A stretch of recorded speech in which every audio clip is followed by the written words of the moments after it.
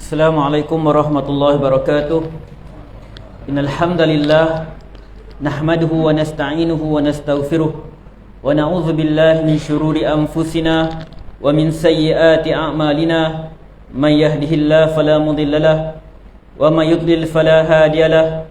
Asyhadu an la ilaha illallah wahdahu la syarikalah wa asyhadu anna Muhammadan abduhu wa rasuluh. Alhamdulillah, kita panjatkan syukur pada Allah Subhanahu wa taala kerana dengan izinnya, dengan kurniaannya kita dapat bersama-sama pada malam ini. Kita mendirikan solat fardu maghrib secara berjemaah.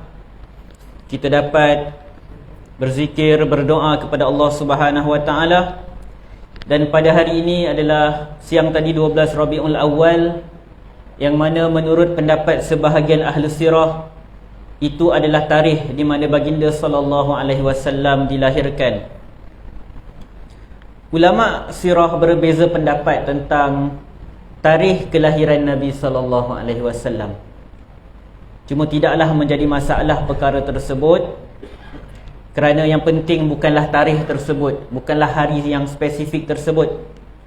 Sebaliknya yang penting ialah untuk kita mengambil iktibar daripada perjalanan sirah Nabi sallallahu alaihi wasallam, untuk kita mengambil iktibar daripada sunnah Nabi sallallahu alaihi wasallam.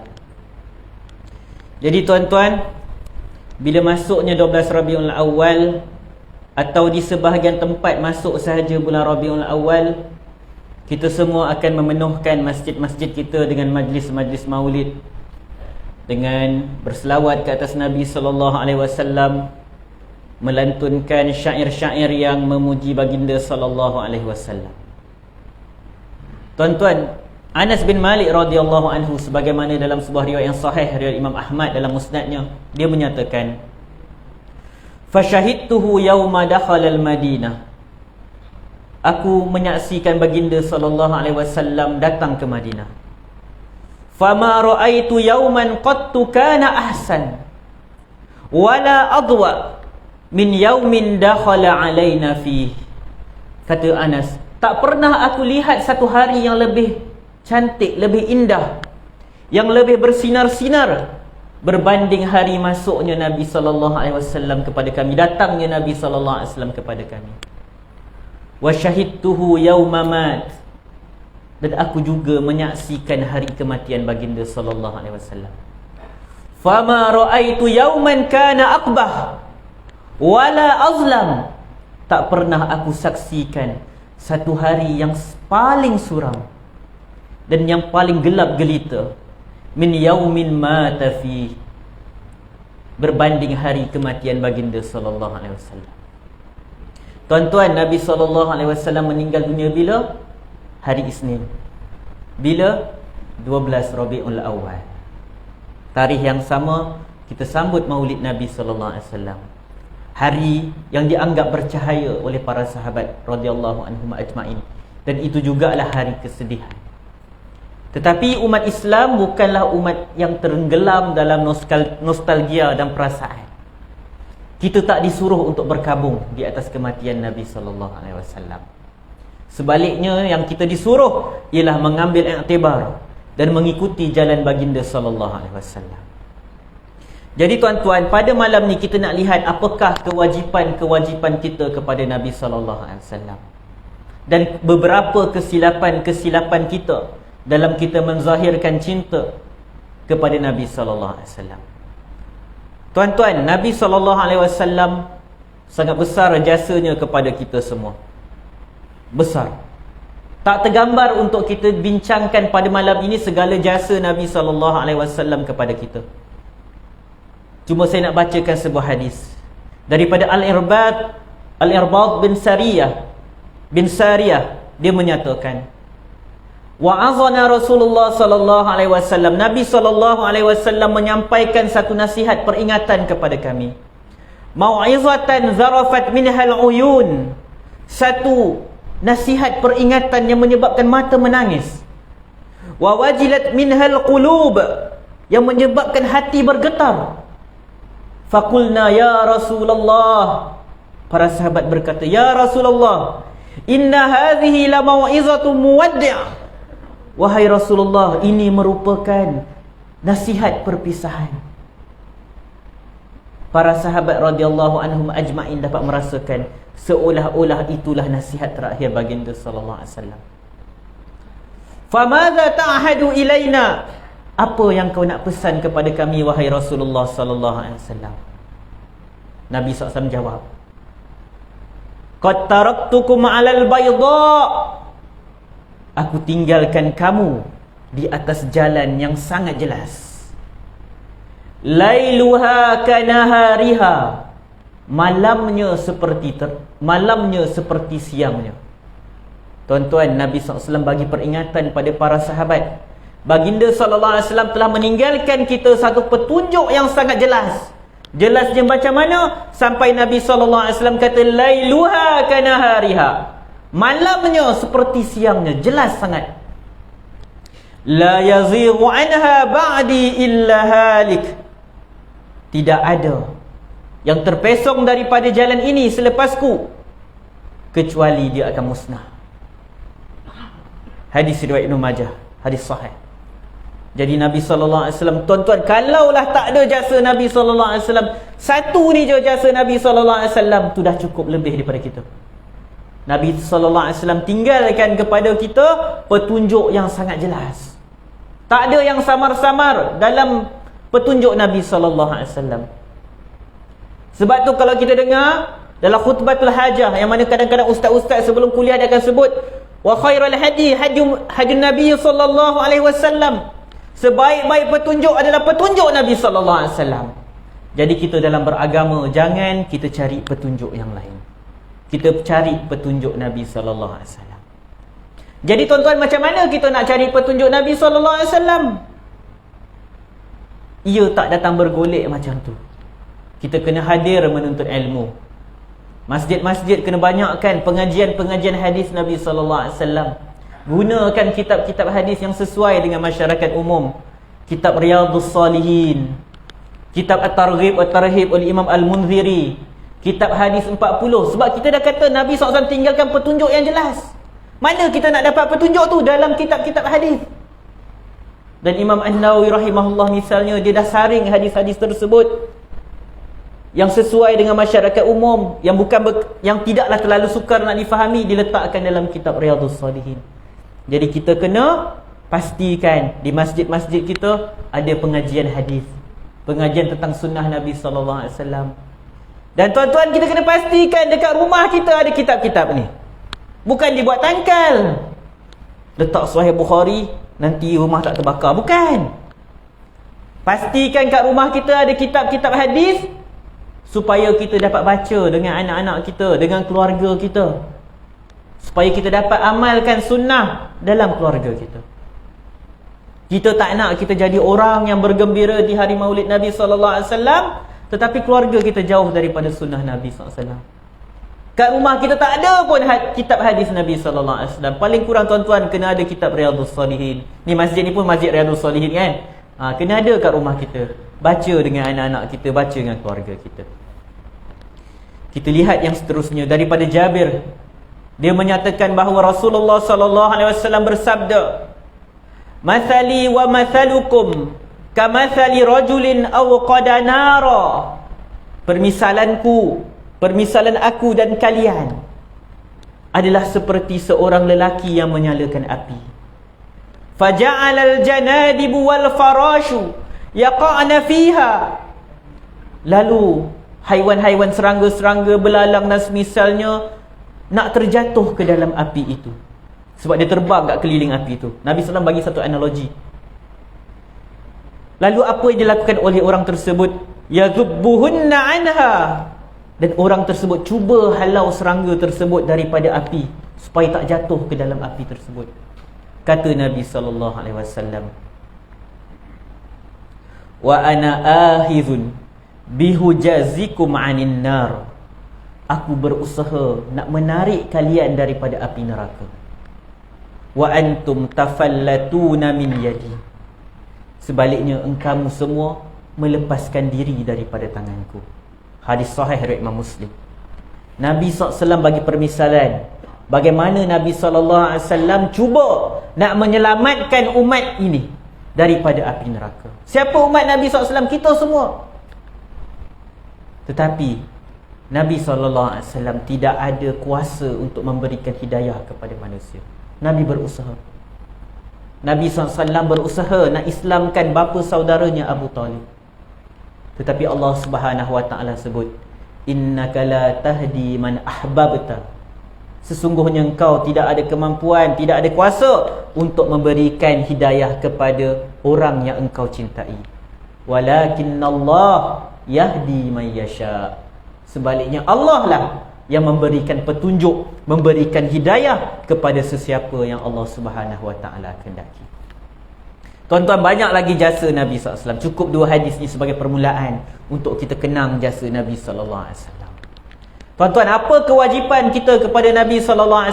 Yang pertama, kewajipan kita kepada Nabi SAW ialah beriman kepada Nabi SAW. Dan ini kita, anak-anak kita semua dah belajar dah dalam rukun iman. Rukun iman ni asas agama Islam kita. Siapa yang tolak dia kafir. Sebab itu dalam hadis Jibril, hadis yang kedua dalam kitab hadis 40 Imam An-Nawawi, bagaimana malaikat Jibril datang dalam bentuk rupa manusia. Nabi dia pembesuk al-jawab dengan Nabi SAW. Dia tanya kat Nabi SAW, bagi tahu aku tentang iman.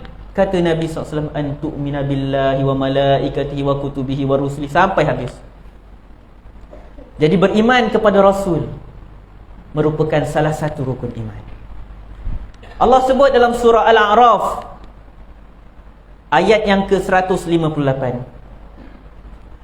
A'udzu billahi minasy syaithanir rajim. Fa'aminu billahi wa rasulihin nabiyil ummiyil ladzi yu'minu billahi wa kalimatihi wattabi'uhu la'allakum tahtadun. Berimanlah kamu kepada Allah dan Rasulnya, Nabi yang ummi, yang beriman kepada Allah dan kepada kalimah-kalimahnya, yakni kepada kitab-kitabnya, dan ikutlah dia supaya kamu mendapat petunjuk. Jadi tuan-tuan, kewajipan kita ialah kita beriman kepada Nabi SAW. Jadi apa benda yang perlu kita imani kepada Nabi SAW? Pertama, kita perlu imani bahawa Nabi SAW adalah seorang manusia. Nabi SAW bukan malaikat. Nabi SAW bukan jin. Nabi SAW jauh lagi bukan Tuhan. Nabi SAW adalah manusia kepada kita. Tuan-tuan, dalam surah Al-Isra', nanti balik tuan-tuan tengok daripada ayat yang ke-85. Bagaimana orang musyrikin mencabar Nabi SAW kerana mereka ingkar tentang kenabian Nabi SAW. Kalau dalam ayat 85 mereka cabar Nabi SAW, suruh bagi mereka tanya tentang roh. Kata Nabi SAW, dia tak ada ilmu tentang roh. Lepas tu dalam ayat yang ke-90, saya panjang ayat tu, saya masukkan poin dia terus. Pada ayat yang ke-90, mereka kata, kami takkan percaya kepada kamu sampai kamu memancarkan mata air keluar dari bumi. Mereka bagi syarat macam tu. Kami takkan percaya kat kau Muhammad SAW selagi kau tak dapat keluarkan air daripada muka bumi. Atau kamu mempunyai sebuah kebun kurma dan anggur, lalu kamu alirkan sungai di celah-celah kebun tersebut. Mereka cabar Nabi SAW dengan benda-benda yang Nabi SAW memang tak mampu buat. Atau kamu jatuhkan langit berkeping-keping atas kami. Atau kamu mempunyai sebuah rumah daripada emas dan kamu naik ke langit. Mereka ingkar Nabi SAW dan mereka cabar Nabi SAW dengan benda yang memang Nabi SAW tak boleh buat. Lalu Allah Subhanahu Wa Taala wahyukan kepada Nabi SAW dalam ayat yang ke-93 surah Al-Isra'. Allah kata, Qul subhana rabbi hal kuntu illa basharar rasula. Katakanlah, maha suci Tuhanku, bukanlah aku ini melainkan seorang manusia yang menjadi rasul. Mereka cabar Nabi SAW untuk buat itu dan ini. Konon-kononnya kalau Nabi SAW berjaya buat perkara tersebut, maka mereka akan beriman kepada Nabi SAW. Allah suruh Nabi cakap, aku ni manusia. Aku manusia yang seorang rasul. Aku bukan Tuhan. Al-Imam At-Tabari rahimahullah dalam tafsir Jami' Al-Bayan, dia menyatakan seolah-olah Nabi SAW disuruh untuk menyatakan, bagaimana aku mampu untuk melakukan apa yang kamu minta daripadaku dalam hal-hal ini. Sesungguhnya hanya saja yang mampu melakukan semua ini adalah penciptaku dan pencipta kamu semua. Sesungguhnya aku ini adalah utusan daripada Tuhanku. Aku menyampaikan apa yang diutuskanku dengannya kepada kamu. Sedangkan kamu meminta daripadaku untuk melakukan sesuatu yang mana kuasanya hanya di tangan Allah Subhanahu Wa Taala. Sedangkan aku dan kamu adalah hamba kepadanya, yang mana tidak mampu untuk melakukan semua itu. Nabi SAW secara jelas menyatakan bahawa baginda SAW adalah seorang manusia, seorang rasul, tapi bukan Tuhan. Nabi SAW tidak ada kuasa rububiyah untuk mengatur alam. Tidak ada kuasa untuk menurunkan hujan. Tidak ada kuasa untuk tiba-tiba menciptakan sungai mengalir di tengah-tengah kebun. Sebab tuan-tuan, ini satu akidah yang penting untuk kita faham. Nabi SAW adalah manusia. Jadi jangan kita terpengaruh dengan aliran-aliran tertentu yang menyatakan ada para wali, yang mana seseorang manusia bila dia sampai ke satu tahap, dia digunakan istilah wali kutub al-mutasarrif, yang mana bila orang tu dah mencapai ke tahap wali kutub al-mutasarrif ni, dia diberikan kuasa untuk mengatur alam ini. Sampai disebutkan tidak akan berlaku perjalanan alam, tidak akan turun hujan kecuali dengan keizinan wali ini. Na'udzubillah min zalik. Ajaran yang sesat. Tetapi itulah yang menyusup masuk ke dalam masyarakat kita, dalam sebahagian aliran-aliran tasawuf. Jadi berhati-hati tuan-tuan. Nabi SAW tengok bila masyarakat musyrikin cabar dia dengan pelbagai cabaran, Nabi SAW tak kata aku mampu buat. Sebaliknya dia kata aku manusia, aku rasul, aku manusia. Dalam surah Al-Kahfi yang kita baca setiap hari Jumaat, yang digalakkan, majoriti ulama menggalakkan kita baca surah Al-Kahfi pada hari Jumaat, kata Nabi SAW, Qul innama ana basyarum mithlukum yuha ilayya annama ilahukum ilahu wahid. Sesungguhnya, kata Allah suruh Nabi SAW, katakanlah sesungguhnya hanya saja aku ini manusia seperti kamu, diwahyukan kepada aku. Apakah wahyu yang diterima oleh Nabi SAW? Annama ilahukum ilahu wahid. Tuhan yang berhak disembah ialah Tuhan yang Maha Esa, Tuhan yang satu. Jadi tuan-tuan, kita beriman Nabi SAW adalah manusia, dan kita beriman bahawa Nabi SAW adalah utusan Allah Subhanahu Wa Taala. Dan yang seterusnya, apa maksud kita beriman dengan Nabi SAW, dengan Rasulullah SAW, iaitu kita beriman bahawa Nabi SAW adalah Rasul yang terakhir. Nabi SAW Rasul yang terakhir. Dalam surah Al-Ahzab ayat 40, Ma kana Muhammadun aba ahadim min rijalikum walakin Rasulallahi wa khataman nabiyyin wa kana Allahu bikulli syai'in alima. Muhammad itu, kata Allah Subhanahu Wa Taala, sekali-kali bukanlah bapa daripada seorang lelaki di antara kamu. Dia adalah Rasulullah dan dialah penutup nabi-nabi. Jadi kita percaya bahawa Nabi SAW adalah Nabi yang terakhir. Nabi Isa AS turun pada akhir zaman nanti akan ikut syariat Nabi Muhammad SAW.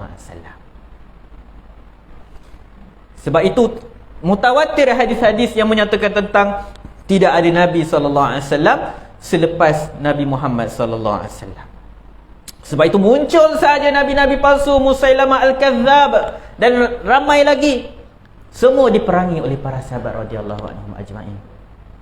Macam tu juga dekat negara kita kan, pernah muncul nabi palsu. Kat mana tu? Kat Ampang tu, Rasul Kahar. Alhamdulillah, kalau kita faham konsep asas keimanan kita kepada Nabi SAW ini, maka tak ada pengikut kepada nabi-nabi palsu ini. Tapi na'udzubillah min zalik, kita tengok muncul nabi palsu, ada juga pengikut dia. Jadi penting untuk kita tanamkan kepada kita, anak-anak kita, keluarga kita, asas rukun iman ini. Apa maksud kita beriman kepada Nabi SAW?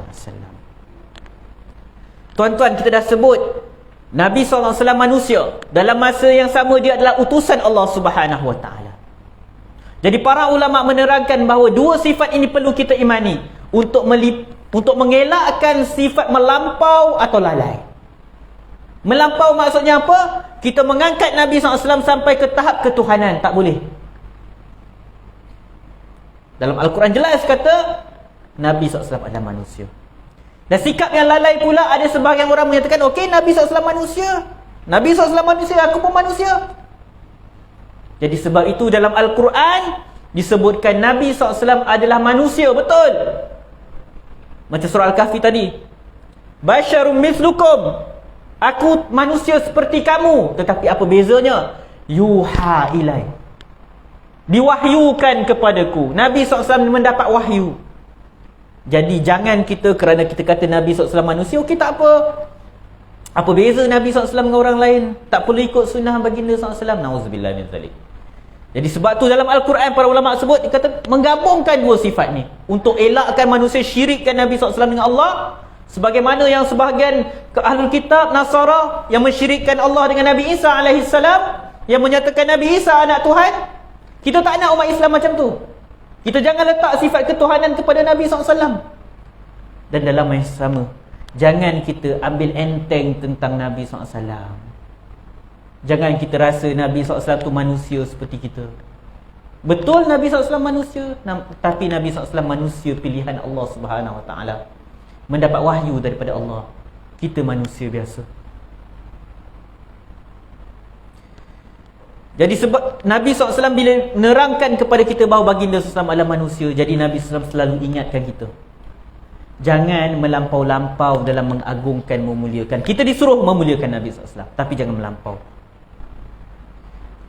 Daripada Abdullah bin Abbas radhiyallahu anhu, dia kata Umar radhiyallahu anhu berkata, aku pernah mendengar Nabi SAW menyebutkan di atas mimbar, la tutruni kama atratin nasara ibn Maryam, jangan kamu melampau-lampau memuliakan aku sebagaimana melampaunya kaum Nasara memuliakan Nabi Isa anak kepada Maryam. Fa innama ana abdu, sesungguhnya hanya saja aku ini hamba kepada Allah. Faqulu, Nabi SAW kata, sebutlah Abdullah wa rasuluh, sebutlah Nabi SAW itu hamba kepada Allah dan utusannya. Hadis sahih riwayat Imam Al-Bukhari. Dan tuan-tuan, kalau kita baca sirah Nabi SAW, beberapa hari sebelum Nabi SAW wafat, baginda SAW jatuh sakit. Ada beberapa pesanan yang disampaikan oleh Nabi SAW kepada para sahabat. Antaranya daripada Jundab, dia menyatakan, sami'tun nabiyya sallallahu alaihi wasallam qabla ayyamuta bi khamsin, aku mendengar Nabi SAW 5 hari sebelum baginda wafat, wa huwa yaqul, baginda SAW bersabda. Nabi SAW sebut beberapa nasihat. Kemudian di hujung nasihat tersebut Nabi SAW sebut, ala wa inna man kana qablakum, sesungguhnya kaum-kaum sebelum kamu, kanu yattakhidhuna qubur anbiya'ihim wa salihihim masajid, kaum-kaum sebelum kamu, mereka menjadikan kubur nabi-nabi mereka dan orang-orang soleh di kalangan mereka sebagai masjid. Ala fala tattakhidhul qubur masajid, ketahuilah, jangan kamu jadikan kubur sebagai masjid.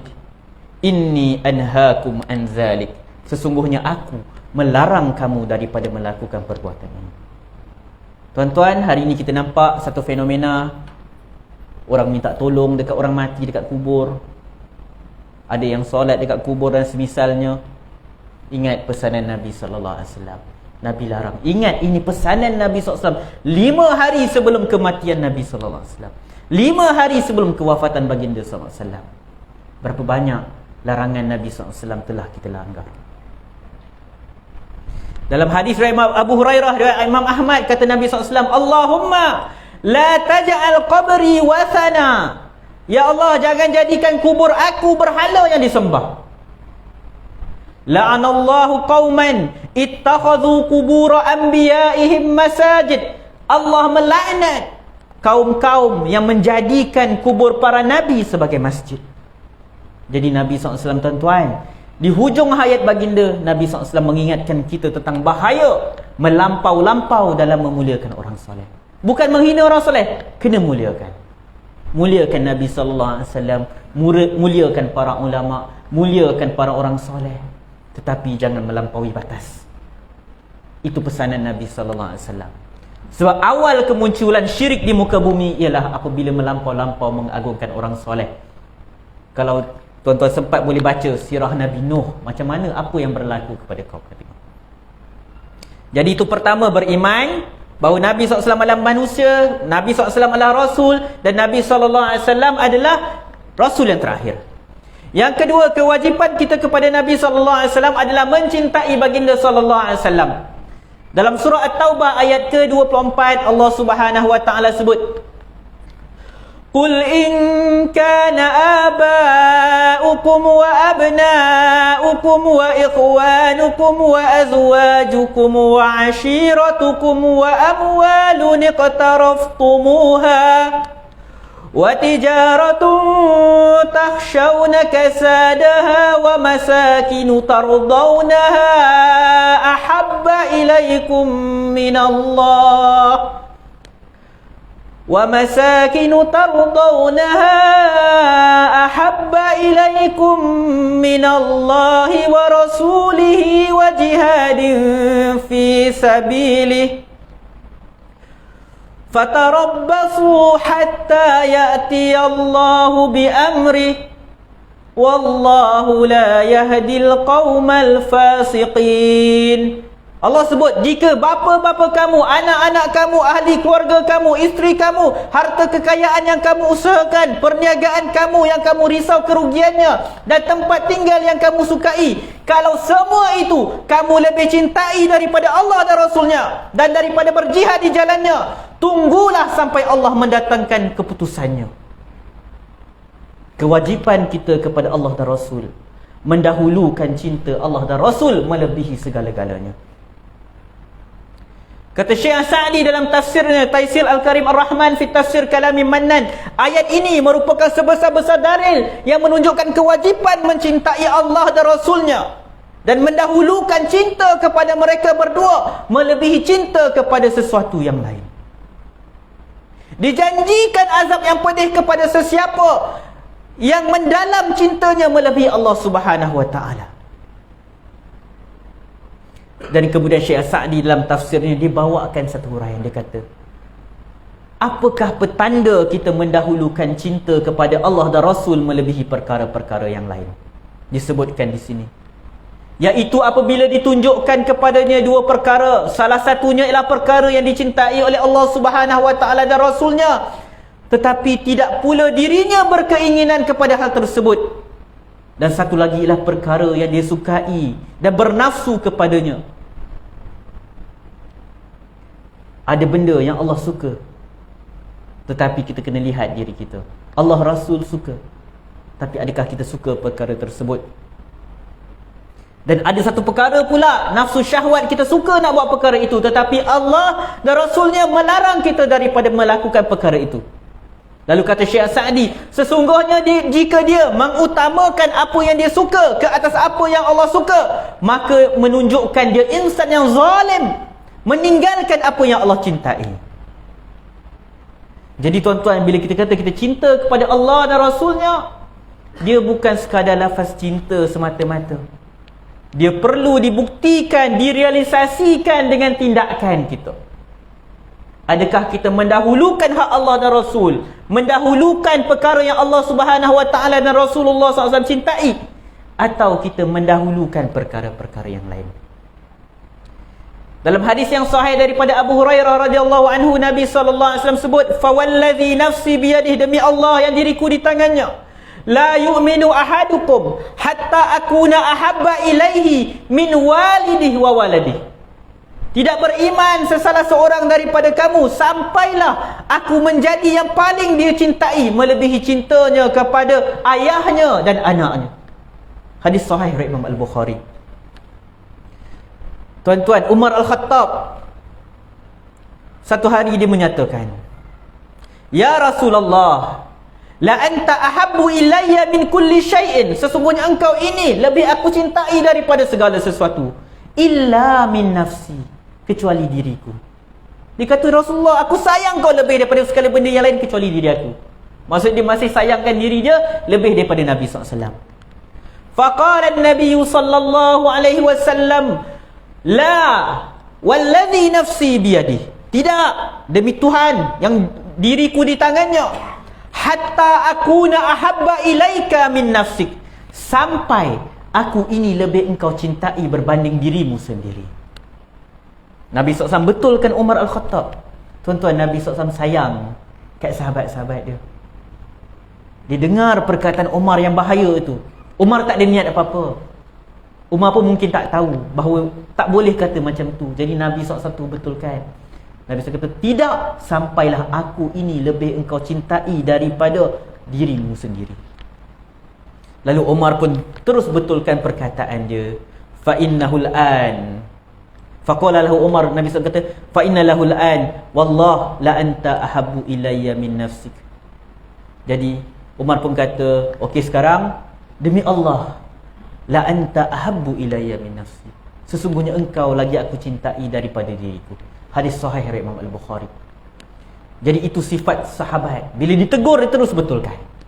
Jadi tuan-tuan, kita cuba contohi Umar Al-Khattab radhiyallahu anhu dan sahabat-sahabat lain. Nanti insya-Allah ada banyak contoh malam ni.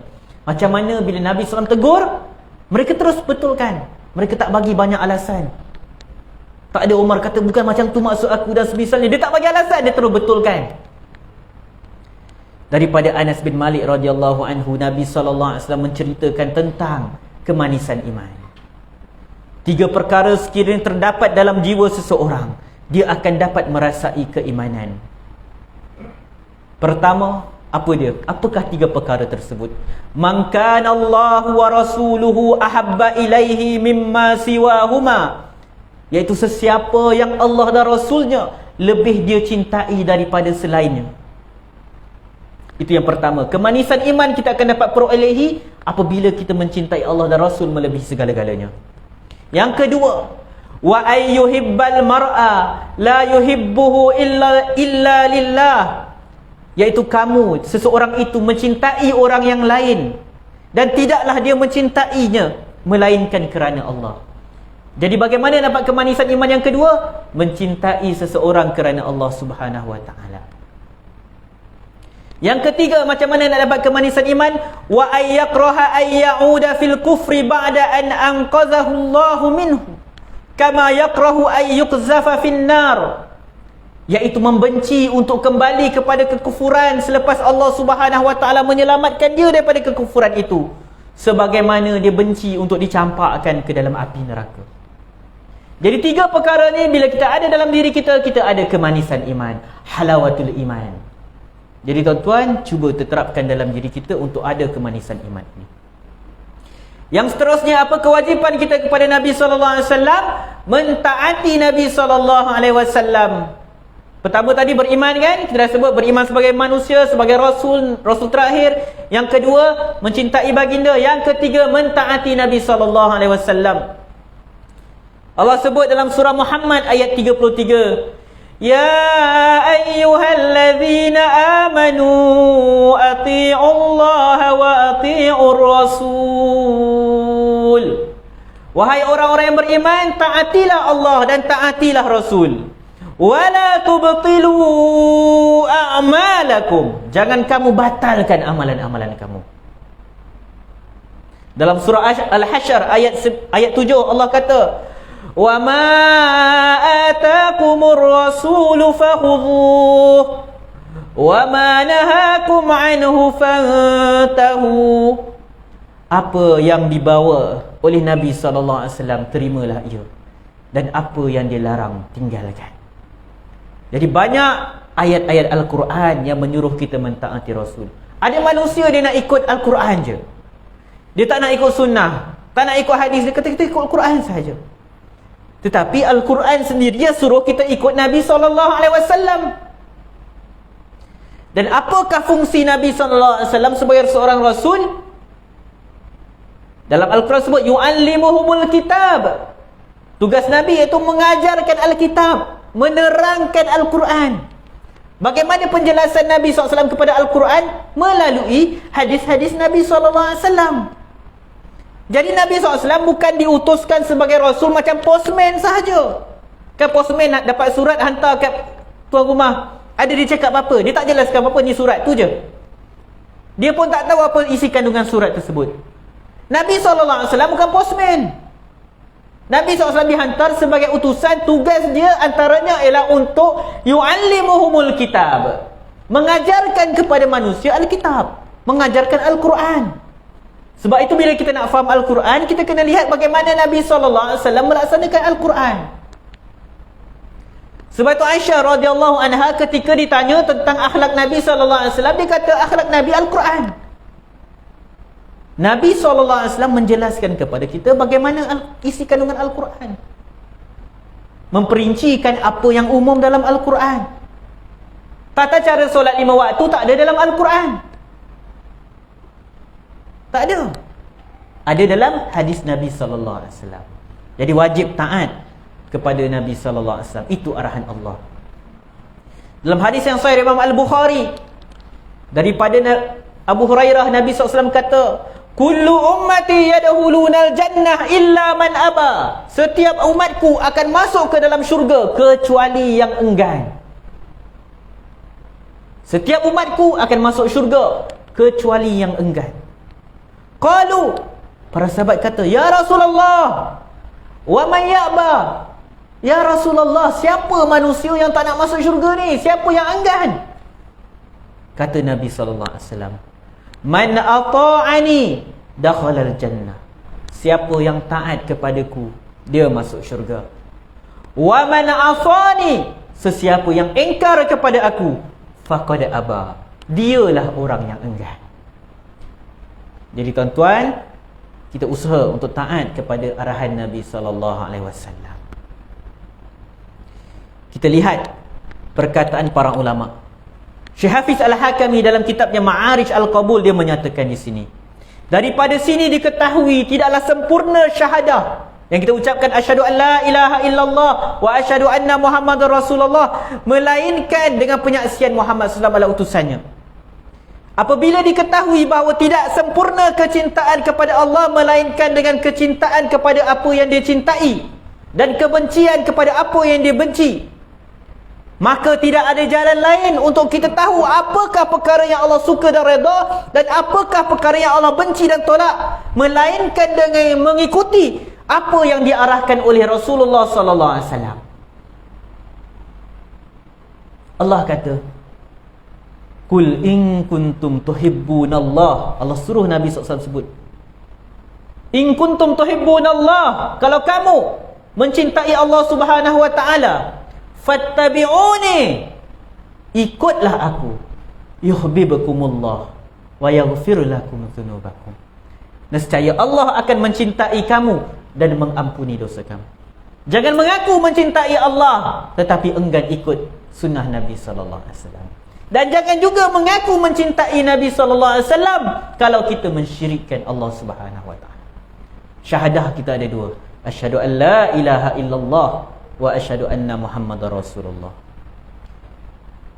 Jadi, yang ketiga tadi mentaati Nabi sallallahu alaihi wasallam. Yang keempat mencontohi Nabi sallallahu alaihi wasallam. Surah Al-Ahzab ayat ke-21. Kata Allah Subhanahu wa taala, "Laqad kana lakum fi Rasulillahi uswatun hasanah liman kana yarjullaha wal yawmal akhir wa dzakarallaha katsira.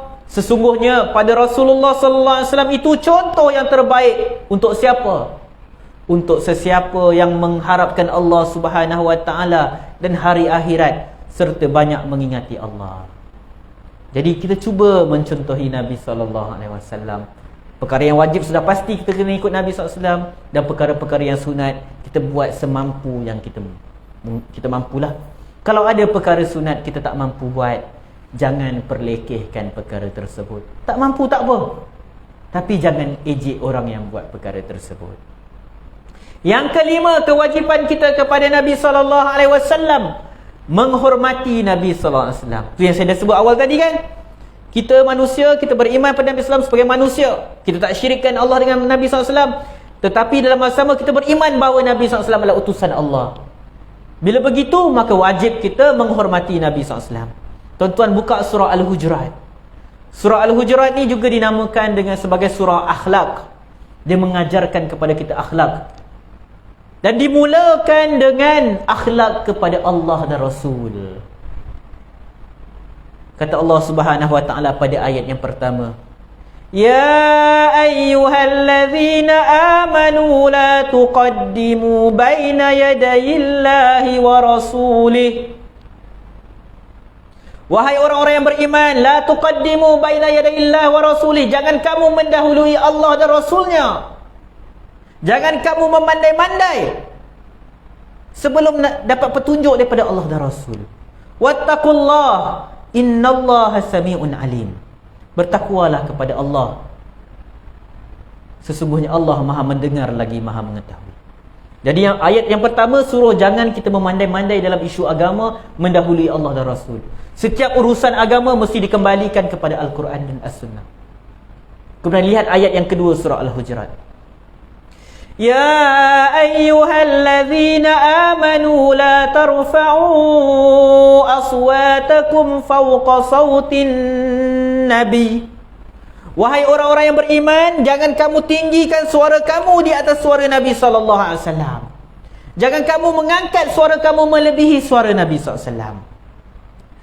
وَلَا تَجْهَرُوا لَهُ بِالْقَوْلِ كَجَهْرِ بَعْضِكُمْ لِبَعْضٍ أَنْ تَحْبَطَ أَعْمَالُكُمْ وَأَنْتُمْ لَا تَشْعُرُونَ. Dan jangan juga kamu menyaringkan suara, menguatkan suara ketika bercakap dengannya, sebagaimana kuatnya suara kamu ketika bercakap antara satu dengan sama yang lain. Kalau kamu buat semua ni, antahbata a'malukum, akan terhapuslah amalan kamu, wa antum la tash'urun, dalam keadaan kamu tak sedar. Jadi tuan-tuan, ayat ni terangkan adab dengan Nabi sallallahu alaihi wasallam. Kita nak lihat contoh para sahabat. Saya sebut macam mana kita nak contoh menjadi umat terbaik. Tengok macam mana yang dilakukan oleh para sahabat radhiyallahu anhum ajma'in. Allah memilih insan yang terbaik sebagai nabi yang terakhir. Dan Allah memilih generasi yang terbaik menjadi sahabat Nabi radhiyallahu anhum ajma'in. Anas bin Malik radhiyallahu anhu berkata ketika turunnya ayat yang tadi kita baca tadi, jangan tinggikan suara.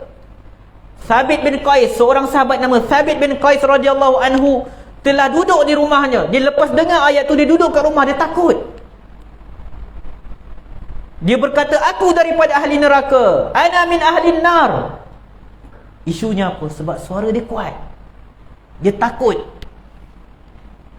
Lalu dia jauhkan diri daripada Nabi SAW. Dia bukan benci Nabi SAW. Dia jauhkan diri daripada Nabi SAW sebab dia takut. Suara dia kuat. Kalau dia cakap dengan Nabi SAW, dia akan tinggikan suara. Lalu Nabi SAW, tuan-tuan, Nabi SAW ni seorang pemimpin. Sebab tu habis solat, Nabi SAW akan pandang belakang kan. Astaghfirullah, astaghfirullah, astaghfirullah, Allahumma antas salam wa minkas salam, tabarakta ya dzal jalali wal ikram. Lepas tu Nabi SAW akan berpaling. Jadi Nabi SAW akan nampak siapa yang datang solat jemaah dan siapa yang tak datang solat jemaah. Masjid Nabi SAW zaman tu bukanlah besar sangat. Jadi Nabi SAW boleh nampak muka-muka para sahabat. Jadi Nabi SAW perasan yang Thabit bin Qais tak ada. Dah lama tak nampak dia. Jadi Nabi SAW tanya kat sahabat lain yang merupakan jiran ataupun rapat dengan Sabit bin Qais. Nabi SAW tanya kepada Sa'ad bin Mu'az, apa yang telah berlaku kepada Sabit? Dia ada cakap apa-apa ke? Lalu Sa'ad menjawab, dia jiran aku tapi aku tak ada dengar apa-apa aduan daripadanya. Saya habiskan hadis ini dulu ya, silakan. Lalu Sa'ad pun dia pergilah ziarah Sabit bin Qais dan bagi tahu apa yang Nabi SAW tanya. Beritahulah Nabi SAW tanya tentang kau, lama tak nampak kau. Lalu kata Sabit, ayat ini telah diturunkan, la tarfa'u aswatakum fawqa sautin nabi. Sedangkan kamu semua tahu aku sering tinggikan suara di atas suara Nabi SAW. Dia takut sangat. Dia kata, maka aku ni ahli neraka, habislah aku. Lalu Sa'ad pun bagi tahu kepada Nabi SAW. Lalu Nabi SAW kata, dia ahli syurga. Dia ahli syurga. Hadis sahih Muslim. Dan Sabit bin Qais ni dalam Musnad Ahmad diceritakan, dia memang jenis suara dia kuat. Suara dia kuat. Jadi ayat ni cerita tentang orang yang sengaja tinggikan suara. Dia ada orang manusia dia memang suara dia kuat. Kalau kita suruh dia perlahankan pun dia dah perlahankan, tapi dia rasa dia cakap perlahan, tapi sebenarnya kuat. Jadi para sahabat ni, Sabit bin Qais dia terasa. Jadi kita kena contohi macam mana para sahabat bila turun ayat Al-Quran, baca hadis Nabi SAW, dia rasa seolah-olah ayat itu tengah tegur diri dia. Jadi wallahu alam, kita berhenti untuk azan sebelum kita sambung pada topik seterusnya. Sambung terus. Okey. Jadi banyak lagi berkaitan adab menghormati Nabi SAW. Banyak ayat Al-Quran yang lain boleh lihat dalam surah An-Nur ayat 63. Kita masuk terus topik yang seterusnya, iaitu apakah tanggungjawab kita kepada Nabi SAW, iaitu menasihati manusia untuk mengikuti sunnah Nabi SAW. Nabi SAW sebut, balighu anni walau ayah, sampaikan daripadaku walaupun satu ayat. Wahaddisu an bani Israel wala haraj, sampaikanlah daripada Bani Israel tak berdosa. Maksudnya sampaikan kisah-kisah Bani Israel tak salah. Cuma ada syarat je lah, dengan syarat tak menyalahi Al-Quran dan Sunnah dan semisalnya. Dia ada syarat-syarat dia. Wa man kadzaba alayya muta'ammida falyatabawwaq maq'adahu minan nar. Sesiapa yang berdusta ke atasku dengan sengaja, dia sedang menempah tempat dia di neraka. Hadis sahih Imam Al-Bukhari. Jadi Nabi SAW kata, balighu anni walau ayat, sampaikan daripadaku walaupun satu ayat. Tuan-tuan, walaupun kita mungkin ilmu kita tak banyak, kita mungkin taklah sampai tahap ulama', saya pun bukan ulama' tuan-tuan, tapi tugas kita menyampaikan, tetapi sampaikan apa yang kita tahu. Jangan sampaikan benda yang kita tak tahu. Sebab dalam hadis yang sama ini, Nabi SAW kata, sesiapa yang berdusta kepadaku dengan sengaja, maka sediakan tempat dia di neraka. Kita bersemangat, balighu anni walau ayat, sampaikan daripadaku satu ayat. Jadi orang hantar WhatsApp kata hadis Nabi SAW itu ini, kita pun terus forward. Kita tak semak pun, tak boleh tuan-tuan. Dalam Muqaddimah Sahih Muslim dibawakan, Nabi SAW pernah menyebutkan, kafa bil mar'i kadhiba, cukuplah seseorang itu dianggap sebagai seorang pendusta, ayyuhaddisa bikulli ma sami'a, dengan dia menyampaikan semua benda yang dia dengar. Jadi tuan-tuan, kau dapat mesej yang kata Nabi SAW kata itu dan ini, Nabi SAW buat itu dan ini, maksud itu hadis, pastikan semak dulu, tanya dulu mana datang ni, hadis ni sahih ke tidak. Dan kita yang mengajar, ustaz-ustaz seperti saya yang mengajar kat depan ni, kalau orang tanya, ustaz hadis ni sahih ke tak, janganlah marah. Jangan marah. Bukan orang tak hormat kita, orang nak praktiskan apa yang Nabi SAW ajar.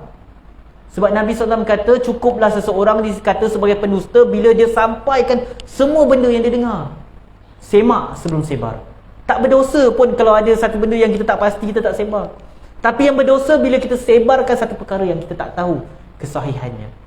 Kalau berita tentang orang lain pun kita kena berjaga-jaga dengan kesahihannya, apatah lagi dengan sabda Nabi SAW. Kita masuk topik yang seterusnya. Yang ketujuh kan, betul yang ketujuh tuan? Nampak tuan catat satu-satu, bagus. Ni kena buat exam ni.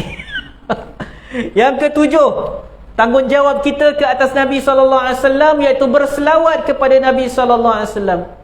Kata Allah dalam surah Al-Ahzab ayat 56, Inna Allaha wa malaikatahu yusalluna 'alan nabi ya ayyuhallazina amanu sallu 'alaihi wa sallimu taslima. Sesungguhnya Allah dan malaikatnya berselawat ke atas Nabi. Wahai orang beriman, ucapkanlah selawat dan salam ke atas Nabi sallallahu alaihi wasallam. Tuan-tuan, jangan kedekut untuk selawat ke atas Nabi sallallahu alaihi wasallam. Apalah yang susah sangat untuk ucap selawat sallallahu alaihi wasallam. Dan lagi elok kalau kita baca selawat Ibrahimiyah tu, Allahumma salli ala Muhammad wa ala ali Muhammad kama sallaita ala Ibrahim wa ala ali Ibrahim. Apakah fadilat selawat? Dalam riwayat At-Tirmizi, hadis hasan gharib, kata Nabi sallallahu alaihi wasallam, Aulan nasi bi yaumal qiyamah aktsaruhum alayya salatan. Manusia yang paling dekat dengan diriku pada hari kiamat ialah yang paling banyak berselawat ke atasku. Dalam Sahih Muslim kata Nabi sallallahu alaihi wasallam, Man shalla alayya wahidah sallallahu alaihi asyra. Sesiapa yang selawat sekali kepadaku, maka Allah akan berselawat kepadanya 10 kali. Dalam hadis yang lain, riwayat Sa'id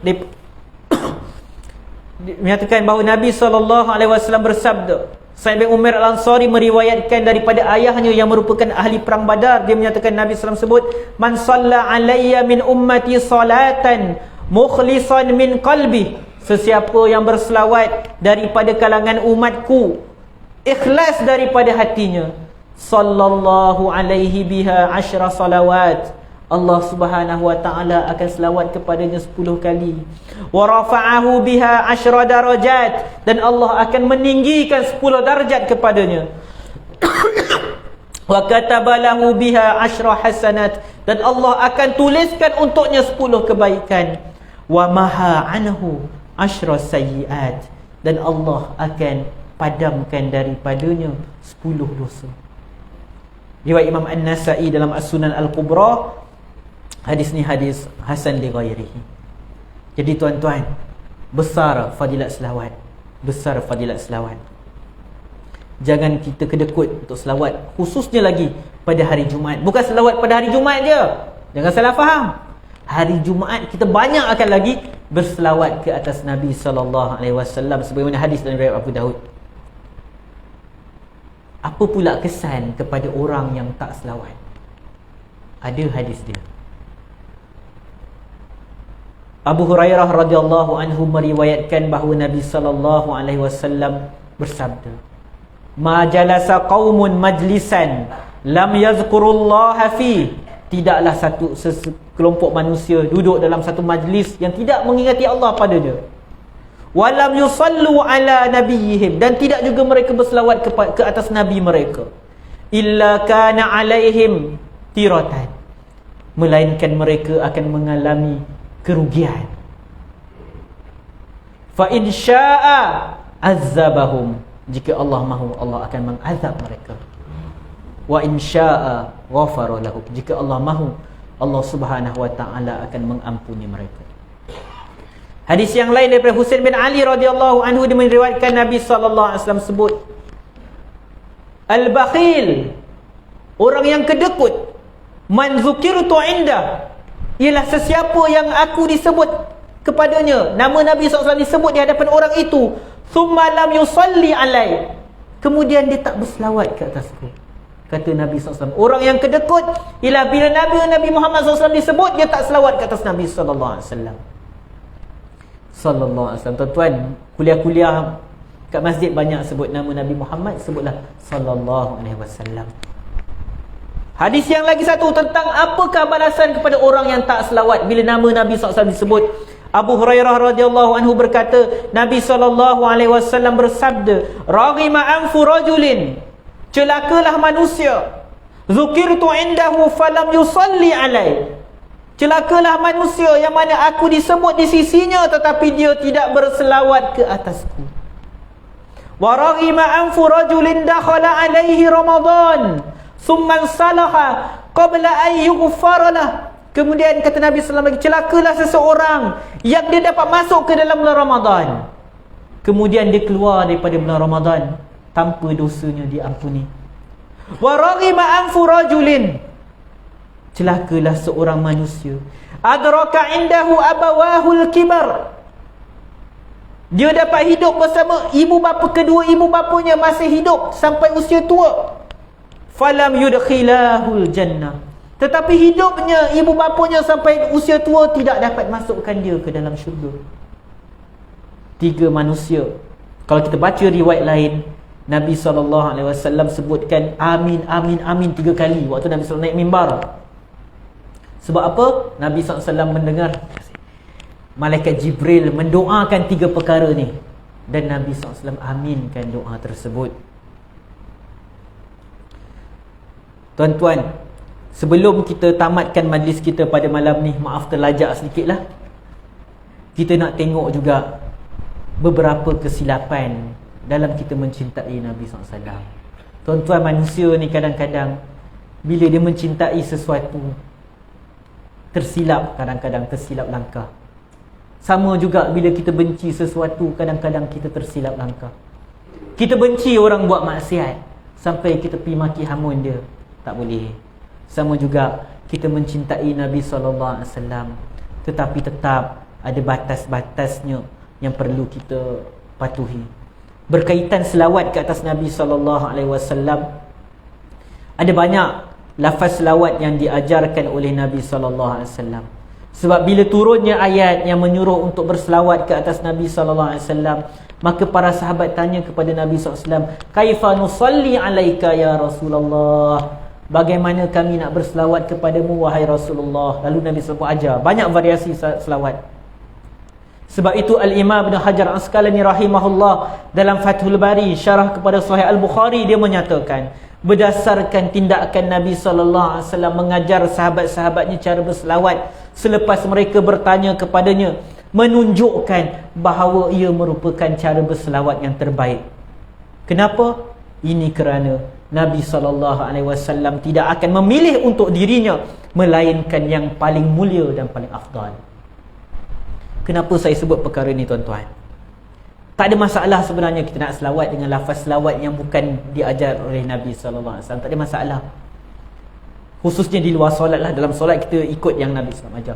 Sebab Imam Ash-Syafi'i pun ada selawat yang panjang dia sebut. Cuma lepas tu disebutlah juga selawat Ibrahimiyah yang diajar tu. Tetapi jangan sesekali kita kata selawat yang direka oleh manusia tu lagi baik daripada lafaz selawat yang diajar oleh Nabi SAW. Saya baru je beberapa hari baca, ada seseorang menulis ada satu lafaz selawat yang bukan datang daripada hadis Nabi SAW. Kemudian dia nukilkan bahawa gurunya atau syekhnya menyatakan bahawa membaca lafaz selawat itu 1000 kali lebih baik daripada membaca lafaz selawat yang biasa kita baca. Na'udzubillah min zalik. Lafaz selawat yang direka oleh manusia, tiba-tiba kita kata 1000 kali lebih baik daripada lafaz selawat yang diajar oleh Nabi SAW. Na'udzubillah min zalik. Itu satu sikap yang melampau. Tak ada masalah nak tulis dengan pujian-pujian kepada Nabi SAW selagi isi kandungannya tak bercanggah dengan syarak. Tetapi jangan sampai kita cakap macam tu. Kemudian tuan-tuan, bila dalam selawat Alhamdulillah di tempat kita tak ada fahaman macam ni. Tapi ada kawan-kawan kita yang mengaji kat Pakistan, mereka ada pengalaman dengan kelompok Brelwi, yang mana ketika majlis selawat mereka akan berdiri. Kita pun berdiri kan waktu selawat, tapi kita tak ada i'tikad apa-apa kan. Tapi ada sebahagian manusia dia ada i'tikad, kepercayaan. Bila majlis selawat mereka berdiri. Sebab apa? Dan saya pernah tengok video tu, Syekh itu sendiri sebut kenapa dia berdiri. Dia kata dia nampak Nabi SAW datang. Nauzubillah min zalik, tuan-tuan. Khurafat apakah ini? Imam Malik rahimahullah mengajarkan hadis Nabi SAW. Imam Al-Bukhari mengajarkan hadis Nabi SAW. Tak pernah mereka dakwa Nabi SAW datang dalam majlis mereka. Tiba-tiba orang terkemudian mendakwa-dakwa dalam majlis mereka, dalam majlis maulid mereka, Nabi SAW datang. Sebab tu ada seorang ustaz yang di Pakistan, dia cerita dia pernah hadir satu majlis di kelompok Fahaman Berelwi ini. Ketika selawat mereka akan bangun, dan di tengah-tengah mereka tu ada satu kerusi. Ditanya, kerusi ni untuk apa? Mereka kata Nabi SAW datang, Nabi SAW akan duduk kat situ. Na'udzubillah min zalik, na'udzubillah min zalik. Jadi jangan melampau. Dan begitu juga lagi, apakah kesilapan dalam mencintai Nabi SAW? Iaitu menyebarkan hadis-hadis palsu. Tuan-tuan, itu perkara yang bermasalah. Orang yang sebarkan hadis palsu ni, dia bukan niat buruk kebanyakannya. Nuh bin Abi Maryam, kasihan dia. Dia ni orang soleh, tetapi namanya tercatat dalam rekod ulama-ulama hadis sebagai pemalsu hadis. Sebab dia sendiri mengaku bahawa dia mereka hadis-hadis palsu berkaitan fadilat membaca Al-Quran. Tujuan dia baik, dia nak tarik orang baca Al-Quran. Bila ditanya kenapa dia reka hadis palsu, Nuh bin Abi Maryam kata, sebab aku tengok manusia sibuk belajar fiqh, sibuk belajar sirah, tinggalkan Quran. Dan dia reka hadis palsu berkaitan fadilat surah itu, surah ini, sangat banyak. Sebab itu kebanyakan hadis-hadis berkaitan surah-surah tertentu palsu. Bukan semua. Ada yang sahih, fadilat ayat kursi, fadilat apa surah Al-Baqarah, tapi kebanyakan. Jadi bila datang hadis-hadis yang kata baca surah ni dapat itu ini, berhati-hati, pastikan dulu sumbernya. Sebab tuan-tuan, orang yang berdusta di atas nama Nabi SAW ni, dia sedang melakukan pendustaan yang sangat besar. Menipu memang dah haram. Abdullah bin Mas'ud meriwayatkan Nabi SAW sebut apa? Inna sidqa yahdi ilal birri wa innal birra yahdi ilal jannah. Kejujuran membawa kepada kebaikan dan kebaikan membawa kepada syurga. Wa innar rajula la yasduqu hatta yakuna siddiqa. Seseorang itu akan sentiasa bersikap jujur sampai tertulis dia sebagai seorang yang siddiq, orang yang jujur. Wa innal kadhiba yahdi ilal fujur. Pendustaan akan membawa kepada dosa. Wa innal fujur yahdi ilan nar. Dan dosa akan membawa ke neraka. Wa innar rajula la yakzibu hatta yuktaba indallahi kadzdzaba. Seseorang itu dia akan banyak menipu sampai tertulis di sisi Allah dia ni pendusta, kadzdzab. Hadis sahih Imam Al-Bukhari. Sebab tu tuan-tuan, gelaran untuk pemalsu hadis, bila disebutkan fulan kadzdzab, fulan kadzdzab, dia pemalsu hadis. Dia cakap apa sahaja daripada Nabi SAW, wajib tolak. Para ulama hadis, bagaimana dia saring hadis, dia nilai perawi-perawi ni boleh percaya ke tidak. Bila dihukum perawi itu kadzdzab, selepas dilakukan analisis riwayat-riwayat dia, banyak dia menipu, maka dia kadzdzab, tak boleh dah terima riwayat-riwayat dia. Kalaulah berdusta dalam perkara lain pun membawa ke neraka, macam mana berdusta ke atas nama Nabi SAW. Daripada Al-Mughirah radhiyallahu anhu, dia kata, aku dengar Nabi SAW kata, inna kadhiba alayya laisa ka kadhibin ala ahad. Pendustaan ke atasku tidak sama seperti pendustaan kepada orang-orang yang lain. Berdusta dengan nama orang lain pun dah berdosa, apatah lagi berdusta dengan nama Nabi SAW.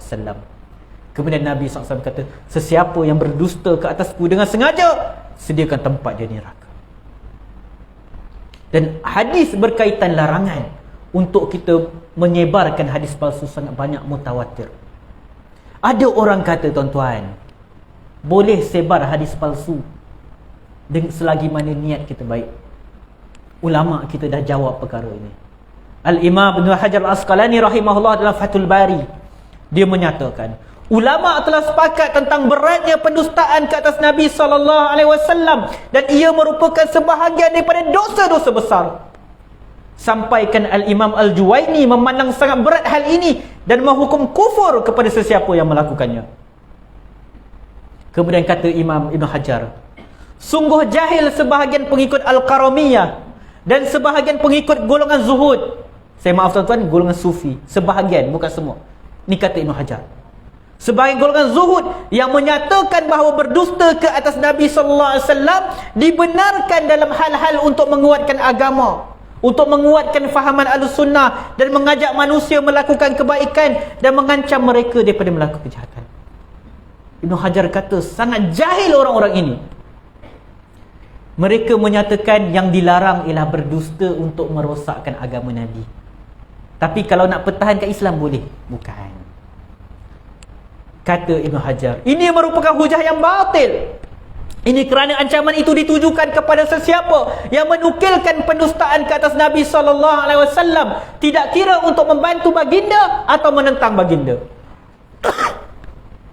Kata Ibn Hajar Asqalani rahimahullah, waddin bihamdillah, agama ini segala puji bagi Allah Subhanahu wa taala, kamilun ghairu muhtajin ila taqwiyatihi bil kadhib. Agama ini sudah sempurna, dia tak perlu untuk dikuatkan dengan pendustaan.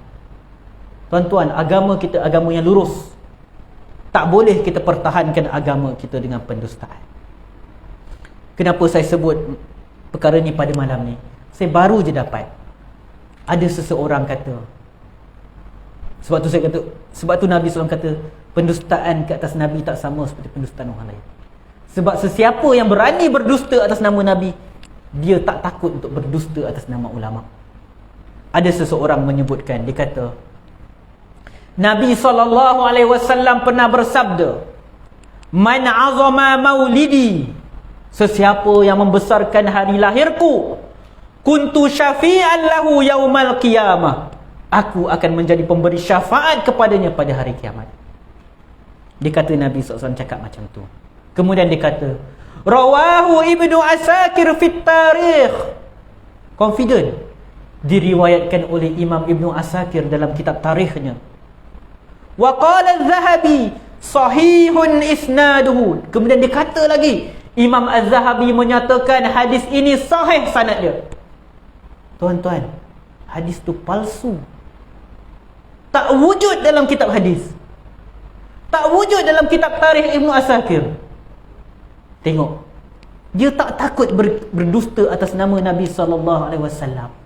Kalau nama Nabi SAW pun dia tak takut berdusta dengannya, apatah lagi nama para ulama. Dia tipu guna nama Ibnu Asakir, dia tipu guna nama Imam Az-Zahabi. Tuan-tuan, kalau ada hadis Nabi berkaitan maulidin Nabi SAW, tak adalah ulama berbahas panjang boleh ke tidak sambut maulid yang masyarakat kita bergaduh hari ni kan. Seorang kata bid'ah, seorang kata tak. Sebab apa bergaduh? Sebab tak ada hadis.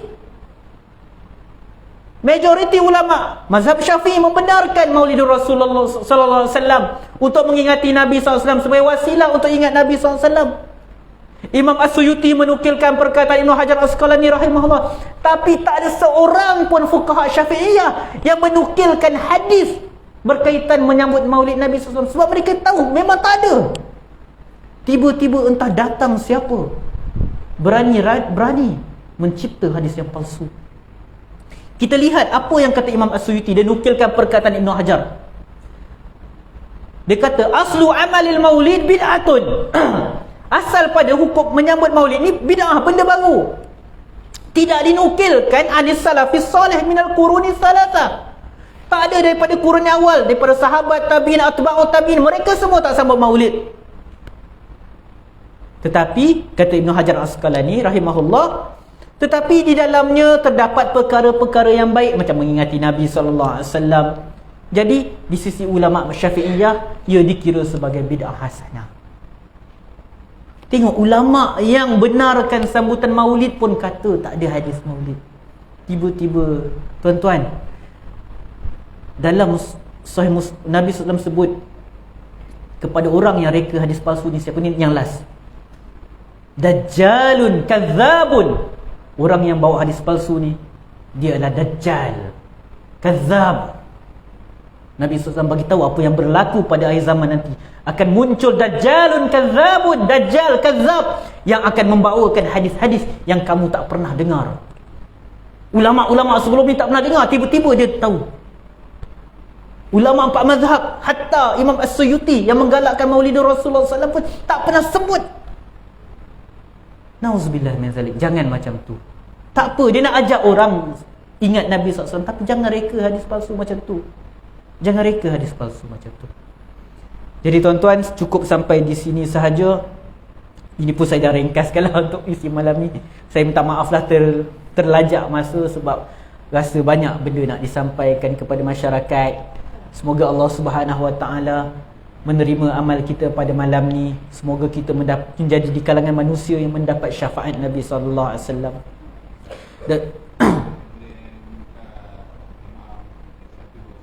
Okey, buka sesi soal jawab. Kalau ada soalan daripada muslimah ataupun muslimin. Ada soalan? Kita buka kepada satu atau dua soalan. Muslimin ada soalan? Muslimah? Okey.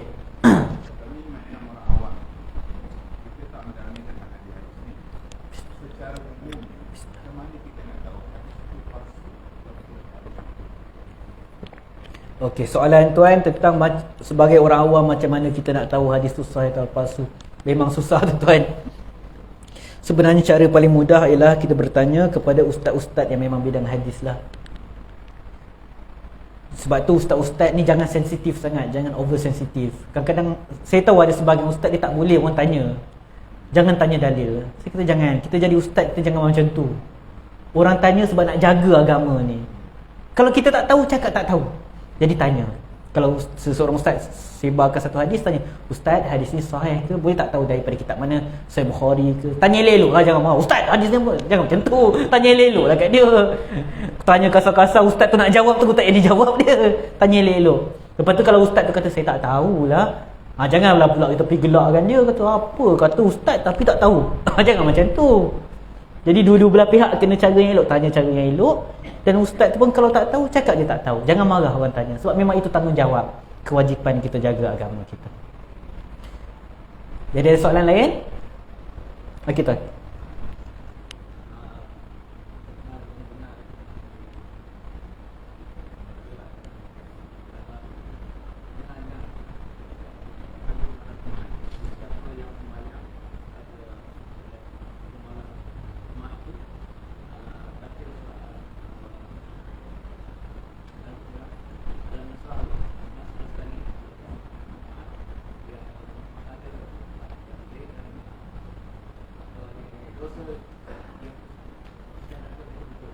Solat raghaib ke maksud dia? Solat raghaib, hadis palsu. Dia kadang-kadang ada yang kata pada malam Jumaat terakhir bulan tertentu dan semisalnya tu hadis palsu. Tu hadis palsu. Tak boleh disebarkan lah. Macam mana? Tu. Okey tuan. Boleh ke buka soalan ni? Ada soalan lagi?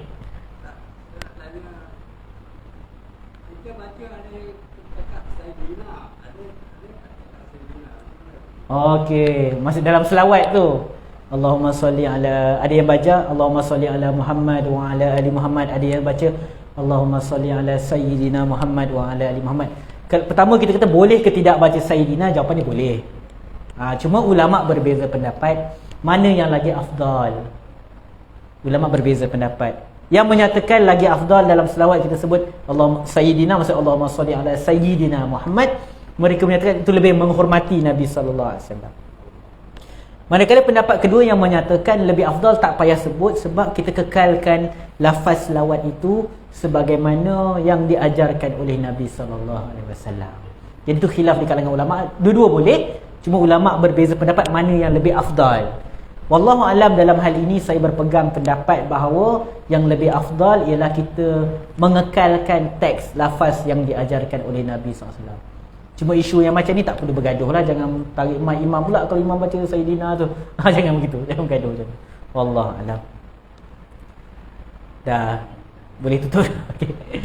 Jadi insya-Allah semoga bermanfaat pengisian kita pada malam ni. Semoga, dan jika ada tersilap kata dan kalau ada salah fakta ke atau ada rasa benda-benda yang saya sebut tak betul ke, boleh maklumkanlah kepada pihak masjid untuk dia maklumkan kepada saya, atau boleh jumpa selepas kuliah kita pada malam ni. Sebagai penutup, saya nak mengingatkanlah kita semua, sebab seperti yang saya sebut tadi, Maulidur Rasul ni dia khilaf di kalangan ulama. Ada yang kata boleh, ada yang kata bid'ah. Dia khilaf fiqh. Jadi jangan bergaduh. Sebab saya dah pernah melihat kedua-dua belah pihak yang melampaui batas. yang kata maulid ini bid'ah, dia kata siapa yang sebut maulid dia macam Abu Lahab. Abu Lahab kan sebut, dia kan gembira bila Nabi SAW lahirkan sampai dia bebaskan hamba dia. Kemudian yang pro maulid pula kata kepada yang tak nak sebut maulid, tak cinta Nabi SAW. Tuan-tuan jangan. Kita semua saudara se-Islam. Perbezaan pendapat dalam isu fiqah perkara normal. Jangan melampaui batas. Nak bincang, bincang elok-elok. Tapi kalau nak gaduh, baik balik tidur kat rumah. Jangan bergaduh. Bincang ilmiah tak apa. Tapi kalau nak bergaduh, jangan. Jadi, kenapa berlaku pergaduhan? Sebab biasanya kita menggunakan perkataan yang tak molek, yang tak patut disebut. Sama juga, jaga bagi gelaran yang buruklah kepada orang yang berbeza pendapat dengan kita. Yang penting saya kata, kedua-dua belah pihak sayang kat Nabi SAW. Kenapa majoriti masyarakat kita sambut Maulidur Rasul? Sebab sayang Nabi SAW. Kenapa sebahagian yang lain pula yang tak setuju Maulidur Rasul, mereka kata bid'ah? Sebab mereka sayang Nabi. Sebab apa? Kalau mereka tak sayang Nabi, mereka kisah apa maulid bid'ah ke tak bid'ah?